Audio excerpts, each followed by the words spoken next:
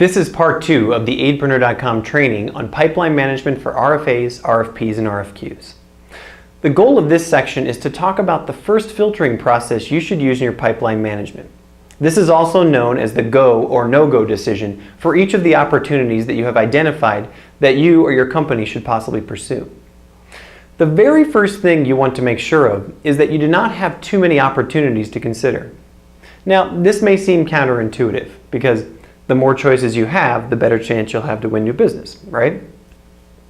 However, what we found over at ISG relates to the very simple and well-known principle of staying focused. Said another way, if you try to do everything, you end up doing nothing. If you find that the pile of opportunities you have on your table seems too large or too diverse, or as a part of your review process, you have an extremely low percentage of wins, which is something we discuss in a subsequent section of this training, it's probably a good idea for you to reevaluate your decision criteria about what you identify as a real opportunity for your practice. This is directly related to how you define your niche. And again, for a more robust discussion on how to define your niche, please see other trainings on this topic. The short story is the better defined and laser focused your niche is, the more likely that you'll be successful at winning business within that particular area of expertise. For example, ISG focuses on helping development and humanitarian aid organizations perform better. Now, this could mean a lot of different things. We could focus on financial systems. We could provide solutions for human resources. We could provide solutions for strategy development, or any other number of opportunities or services. However, we've decided to focus our business on high-quality evaluations of development and aid programming with an emphasis on enabling technology and regional or global frameworks. While this may seem to limit the number of opportunities available to us, we find that it allows us to be much more specific about what we can provide, who we provide it for, and how we deliver value for those organizations who end up being our clients. Once you have a reasonable pile of opportunities identified, your next step is to meet with your team in order to review those opportunities. Depending upon the nature of your business and the type of services you provide, this could be daily, weekly, bi-weekly, monthly, or some other time frame that best suits your particular cash flow needs and organizational growth needs.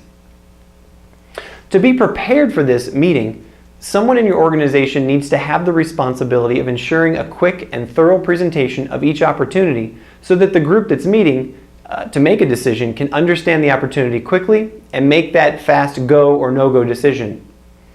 At the meeting, the next step is to apply your high-level decision criteria to each and every opportunity in turn.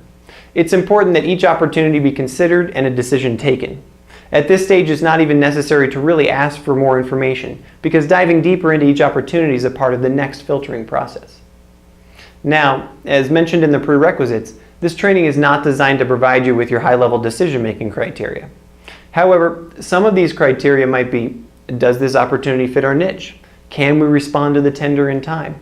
Have we worked with this potential client before? Or do we happen to have an in some way with this opportunity? Basically, you're looking for high-quality questions that focus on what's important for you or your organizational goals. Ultimately, if the answer to any of your high-level decision criteria is no, then you need to toss the opportunity and move on to the next consideration. One of the most important lessons we've learned over at ISG is the empowerment and improvement in quality that comes from learning to say no often. This really is a muscle that you need to develop either as an independent professional or as a small company. You have to trust me here.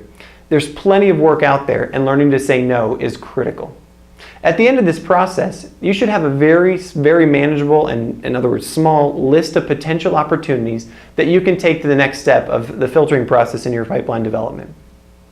We'll discuss this next filtering process in the next section.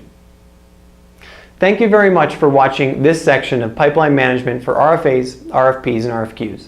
Remember, if you have any questions at all, please email us at training@aidpreneur.com.